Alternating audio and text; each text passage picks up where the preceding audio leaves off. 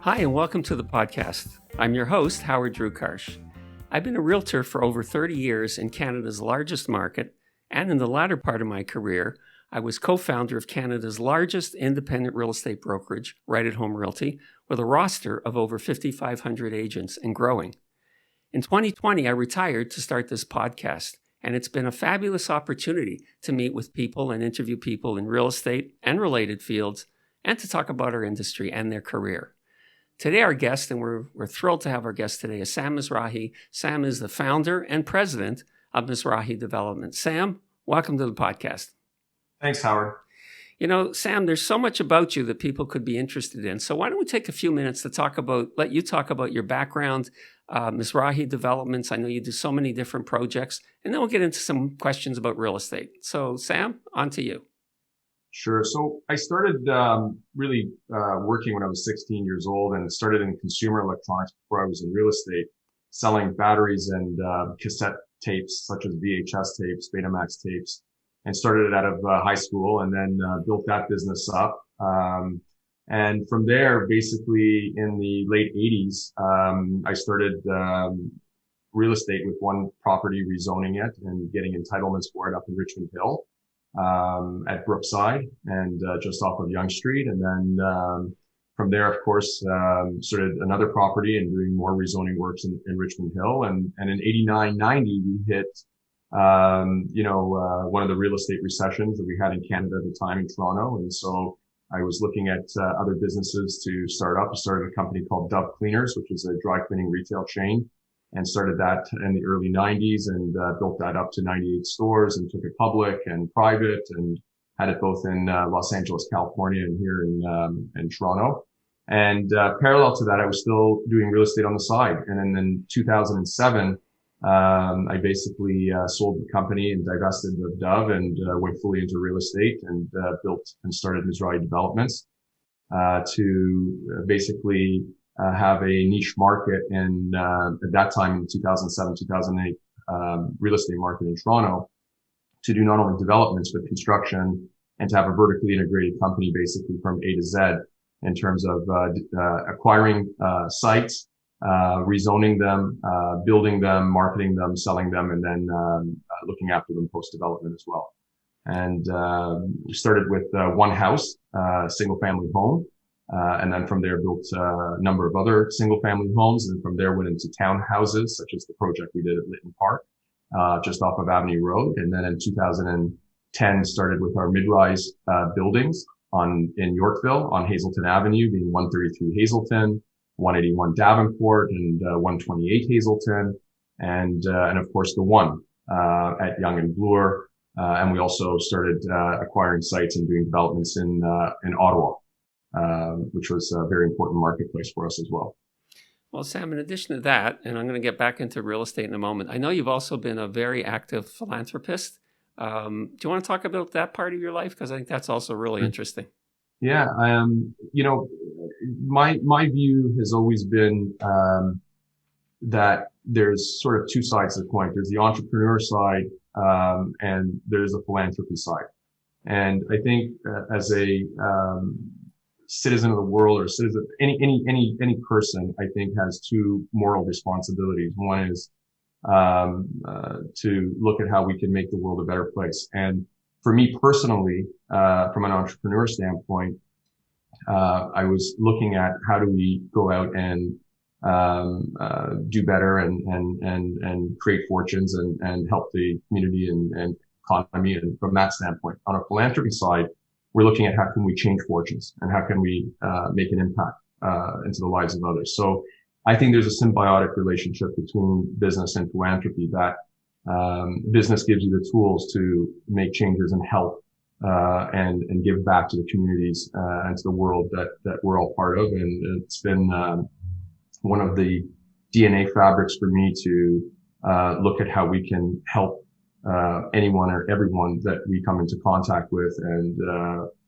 be able to make their lives better because of them coming into contact with us. So we've been involved in many different initiatives, and we try to never say no when asked. and try to look at how we can make the lives better for everybody that comes into contact with us or with our company. And that's been something that has been very important to me from the time I was a teenager, and with the very first business that I started on giving back and figuring out with that responsibility how do we make the environment that we're in better. I guess I had two introductions to you. One, they both were thanks to BUILD, the Building Industry and Land Development. I think the first one was there was one chair left at the table of the AGM, and you sat down next to me, and I realized this is my lucky day because I got to talk to you directly. The second thing was also related to BUILD. And this was fascinating. You invited, I think it was the Young Build group. I don't know how I got in that one, but I was there, to your office on Davenport to talk about, which is clearly the most fascinating project that I know of, is the One, and how you were able to secure the One. For those that don't know about the One, perhaps you're a better person to talk about why it's so remarkable. I'll turn it back to you on that. Sure. The One is, is 1 Bloor Street West, where I got the name from, and basically took the address, which to me is one of the most important corners in Canada. It is without question it's the convergence in Toronto in terms of the artery of the Yonge and Bloor subway line. There's over 425,000 people that pass through there every day. And it is really, I consider sort of the most important node in Toronto, if not Canada, from a lot of respects. And I looked at it basically back in 2013 and 14, and none of the properties were for sale, of course, in that corner or anything like that. And it was owned by one family for 117 years approximately, which was Stollery's. And but the site required more than just the corner. It required a larger assembly to take place in order to make something really monumental or effective. And nobody was a vendor. Nobody wanted to sell. There were many developers for many decades who tried to put an assembly together, and it failed. And the reason was very simple. The family just did not want to divest of that corner, and there was a huge responsibility that they felt with it, and they were basically a no. And when I met with Ed Whaley, who's a directing mind and the owner of that corner, along with the Stollery family, in a partnership, and they were basically, no, it's not going to happen, and we're not vendors, we're not going to sell. And I spent 9 months with Ed Whaley and his EA Deborah Scott there, who basically would give me the meetings with him and coordinate the meetings and allow me to have those meetings with Ed to basically look at I wasn't talking anymore about buying. We were just having weekly conversations about life and about Yonge Street and Bloor Street and the changes that Toronto was seeing, and the changes and the vision that we sort of saw for Toronto, and specifically Bloor Street, the retail, and the residential and the community, and just how Canada was changing and Toronto was changing.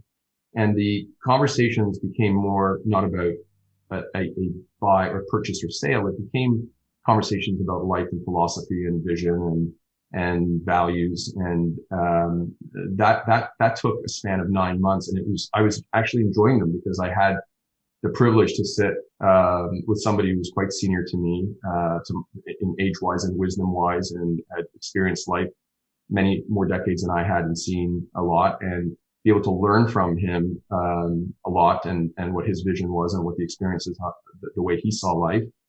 And it became an incredible relationship. And Ed's passed away, Ed Whaley's passed away since then. So I miss having a lot of those conversations. But back in 2014 and 13, when I was having them, it had changed into a friendship and more about values and just vision.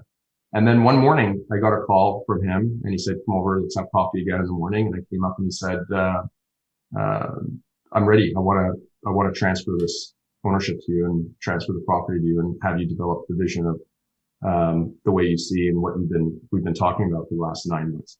And it took me by surprise, actually, because I didn't expect him to, once it was a no for, a number of months, and he was, very adamant in that. And I figured, okay, I just gained a friend out of it, and that's fine. And then one morning, it transferred into let's do this. And, we want to work with you and transfer the ownership to you and have you develop and execute on the vision we have.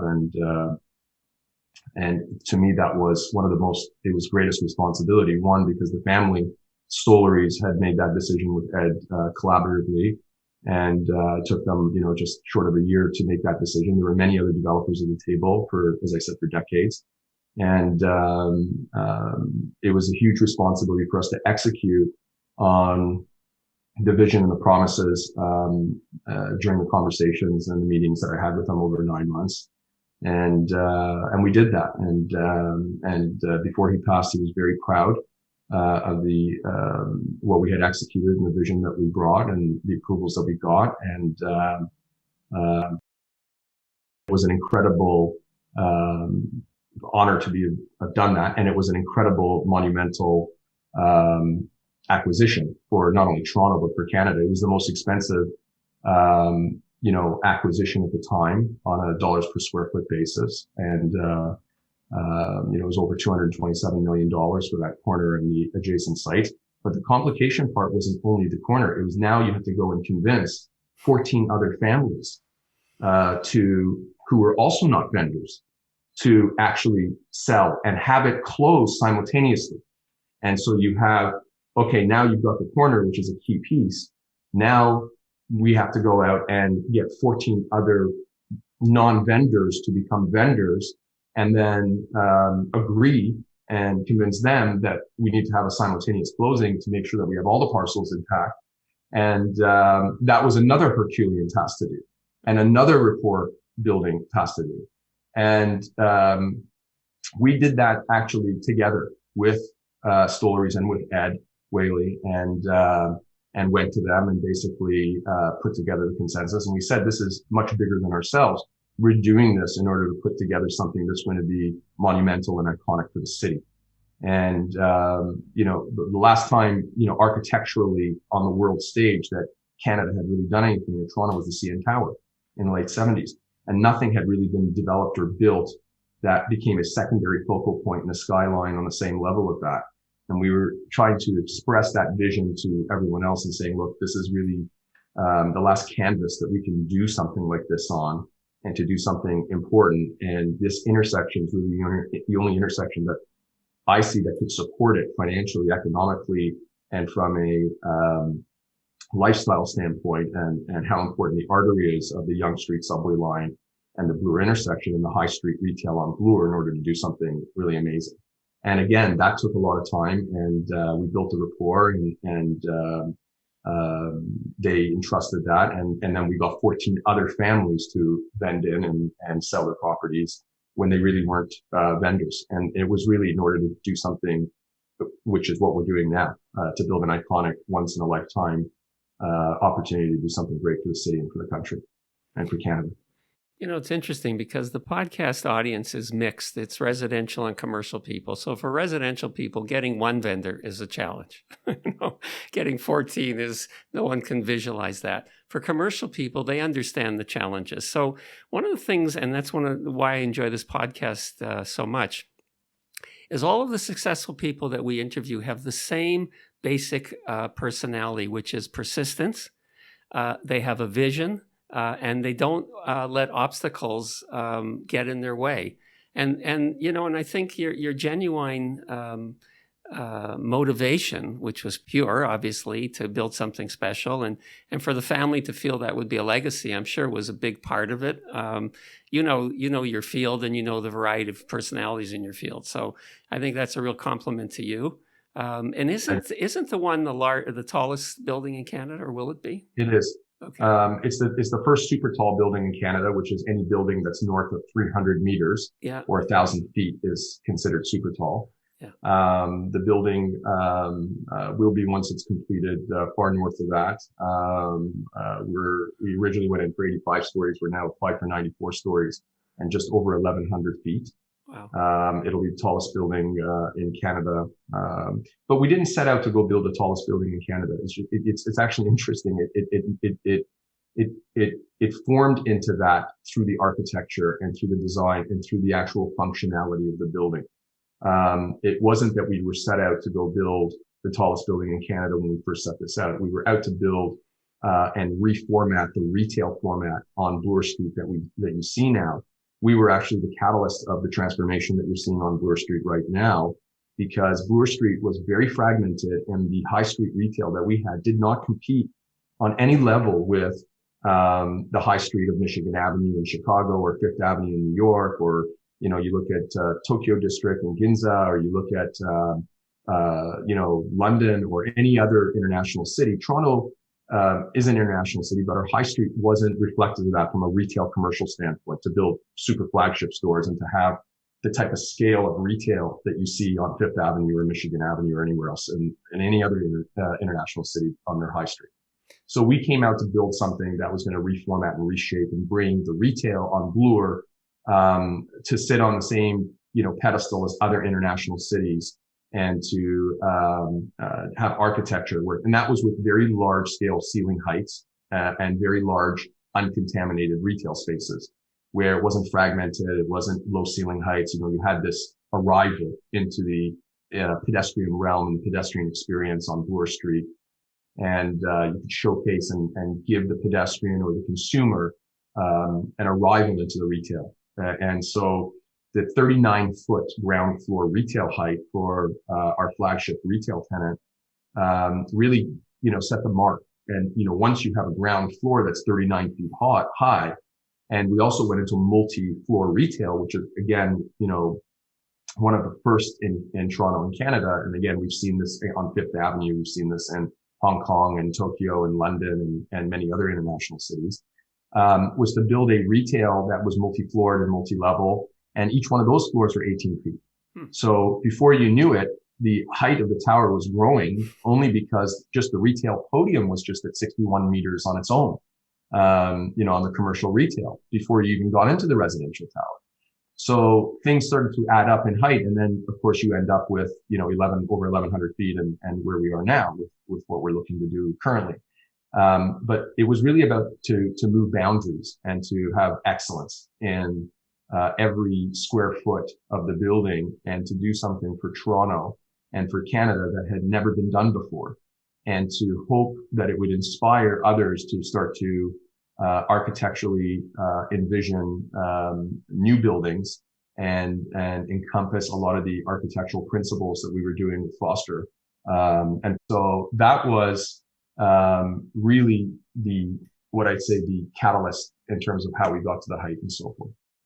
Well, I found it an interesting story when I heard it the first time. I find it just as interesting the second time. And I think to your credit and to those people, the companies, the architects, the builders, everybody associated with, I think you probably have achieved your goal, is my guess. I mean, it's going to be, as you said, it's going to be a remarkable landmark. And I think, wow, what a testament to a lot of hard work and a lot of years. So congratulations on that. Thank you. Let me ask I have a few questions I wanted to ask you. So, how is the Toronto real estate market different now than when you first started as a developer?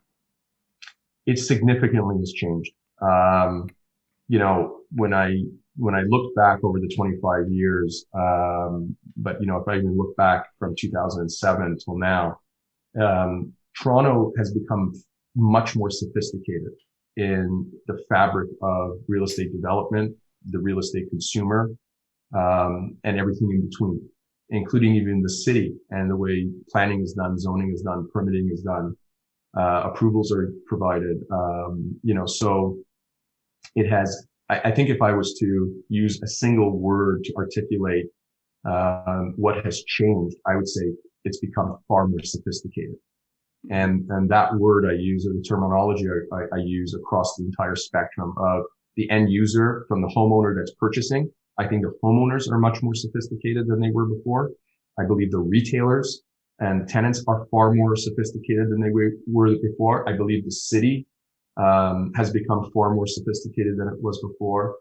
And what I mean by the city, I'm talking about not only the planning department and the approval processes and everyone in between, but also the fabric of the city, the immigration that's come in, the multiculturalism that's come in, and the fact that they bring those experiences and that culture with them into Toronto. Toronto in Canada is really, I've often referred to this as New Switzerland. It's sort of like, the UN in terms of its fabric and its DNA, and we're one of the greatest places in the world to live and to immigrate to. I myself is an immigrant who came to Canada, at a young age of 6 years old. So my family chose Canada. So this is one of the greatest countries in the world. And as a result, it has become far more sophisticated. And you can see it in the architecture as well. The architecture that we see, 15 years ago, 20 years ago, 30 years ago, 10 years ago has changed significantly. So that's how I see the market. And of course, that also drives the supply demand, and the pricing and the, asset class that's, has become one of the strongest asset classes in any country. Canada's got some of the best real estate and, safest harbor in real estate that we've seen in the world. And we saw it and got tested even in 2008, 2009 in the liquidity crisis that we saw globally. You saw how resilient Canada's real estate market was to global economic recession that happened in 08, 09 in the real estate market in the US and Europe and elsewhere. And you saw how fast Toronto and Canada rebounded in that. It was like within 6 months of that, and it's been strong ever since. And even now, if we look at it through the pandemic and COVID, you see that the real estate market has been incredibly resilient, even in the pandemic, in terms of its value and its protection against downturns. So I think we have a lot to be proud of, and I think that comes from the sophistication that's in the market. Good to hear that, because I think people don't really understand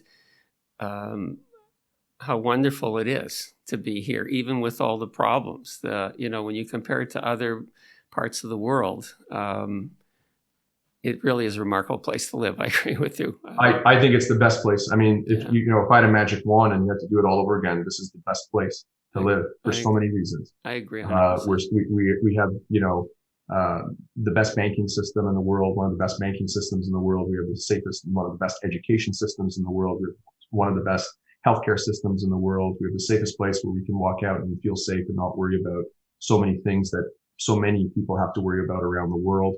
We are like the UN, and we actually get along together in this city and in this country in ways that are incredibly grateful, and we should be very blessed compared to many other parts of the world. And we've seen that for decades. And we continue to see that even with the global challenges that happen. And we still are, in my opinion, the best place in the world to live. And I couldn't be more proud to be Canadian. I couldn't be more proud to be living here. And I think the city and the country, through the pandemic and through COVID and through so many other challenges that we've seen, has come through very strong and very resilient and very cohesive. I think you're right. And I think it's great to hear it from somebody who's so involved with not only the importance of real estate, but in the importance of giving back. And, I just appreciate, hearing how you think. I have a question here, which I think, you probably had a chance to think about as well. And what are the biggest challenges that you've had to overcome in your career? There's so many. I don't know where to begin. Okay, I don't know. Maybe coming here and not speaking a word of English when I was 6 years old, and going. I mean, you know what? Challenges are part of life. I think without the challenges in life, we would not excel in our own personal ways to evolve and to become better and greater on our own personal levels. The thing is that I think the challenges give us all the opportunity to enhance our lives and to figure out how we can better everything. For me, I mean, I've had so many challenges. If I was to think about my personal life, I can talk about it, my business life. I mean, if I was just to look at the challenges, on a high level on Bloor or on the One or on the development, it was moving boundaries.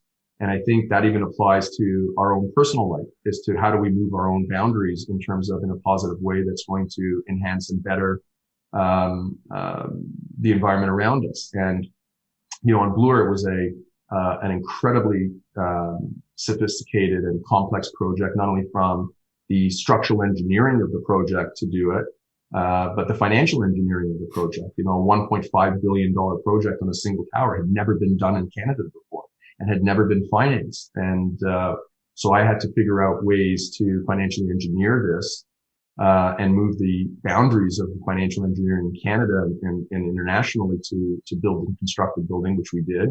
Same thing to build the building structurally. We had to, you know, put this hybrid exoskeleton in order to create the retail spaces and to build a, you know, an 8 stories underground structure and connect it to the subway, and then suspend a retail with no columns or pillars in between, and then put a you know, then an 85-story building on top of that and make it all work. So I think all of these challenges, I think, make you think differently and start to make you evolve and grow outside of your normal comfort zones.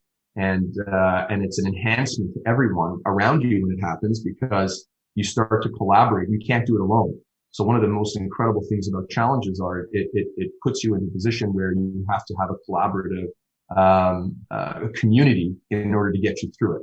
And, you know, there's an old saying, they said, you know, it takes more than one person to put a man on the moon. And there's a lot of truth in that in challenges. And I think those who overcome them, you know, it's a collaborative effort. But for me, there were so many of them. I would take up the whole podcast just talking about challenges and the problems, but failure is not an option. Right. I think with challenges, you have to look at them. And I got climatized to them, to be honest with you. That's the word I use. And I learned that everything is a blessing and a curse, you know, in terms of everything that gets, there's a blessing to the challenge, you know, there's a curse to it, there's a blessing to it. Mm-hmm. And you have to see through it and just have the resilience to know that those are the pause buttons that give you, you know, these challenges sort of put the pause on life in a way to make you reflect back and look at what you're doing and to do it differently in order to leap forward. You know, they're not designed to set you back. They're actually, you know, designed to propel you forward. And I think all of our guests have had, nobody who has been successful has got there without challenges. But what's unique, and again, to our viewers, is the attitude about challenges. The attitude about challenges is find a way to overcome them, not be defeated by them. So I appreciate that. I know you have, and I don't want to take up a lot of time, so I'm going to go to a couple more questions. So let me ask this one. Again, interesting questions. What's the most important lesson that you learned in putting together the One? I think the single most important lesson I learned was never to give up and never to look at the challenges, no matter how Herculean of the task. And you know, there's a solution to every problem. The way I looked at it in business, and to figure out what those solutions are, and to search those out, and not to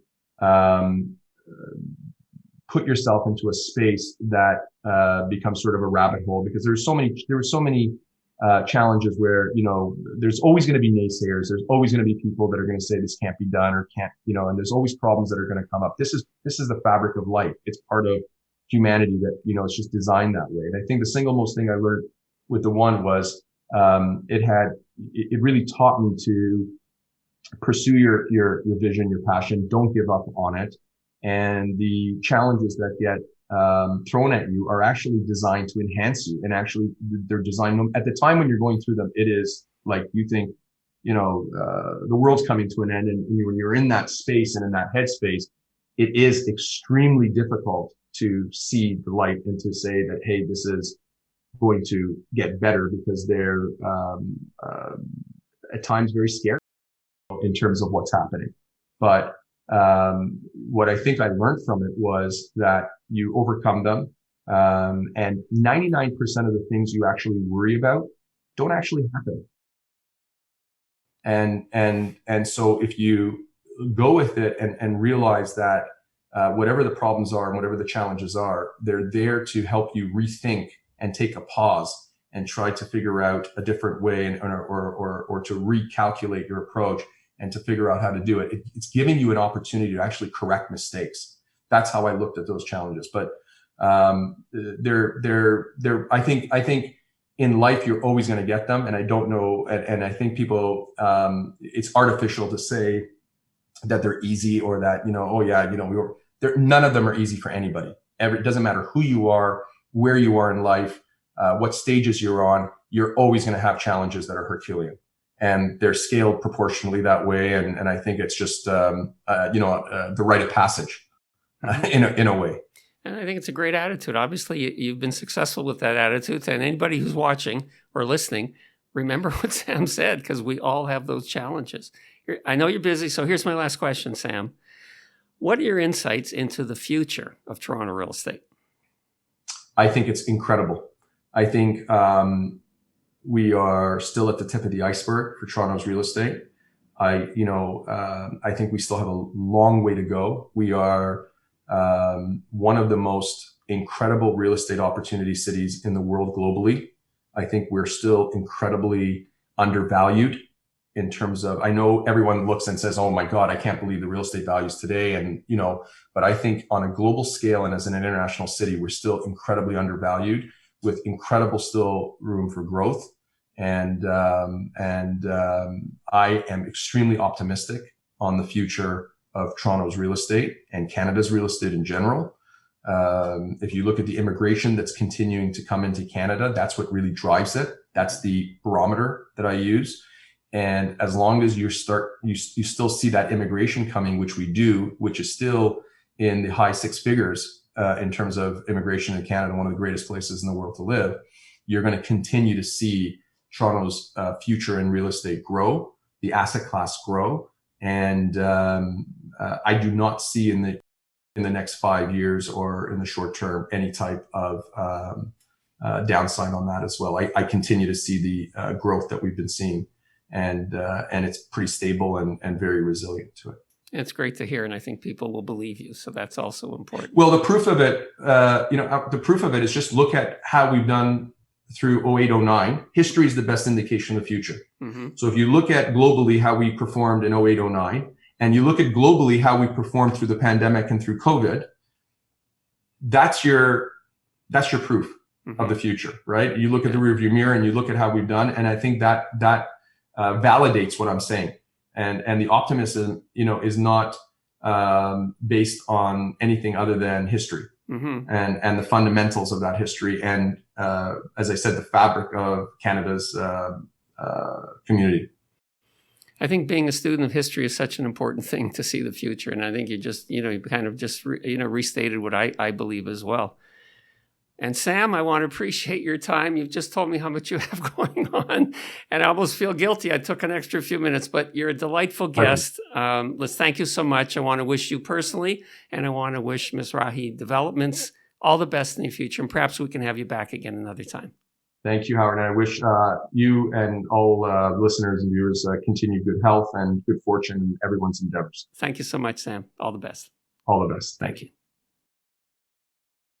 We want to thank Sam Mizrahi for joining us today, and we want to thank you for joining us. And if you enjoyed the podcast, please like, comment, and subscribe on your favorite podcast network or on our YouTube channel. And to reach us, you can reach us either by email, info@rewithhd.com, or on our website, rewithhd.com. Thank you for joining us, and we'll see you next time.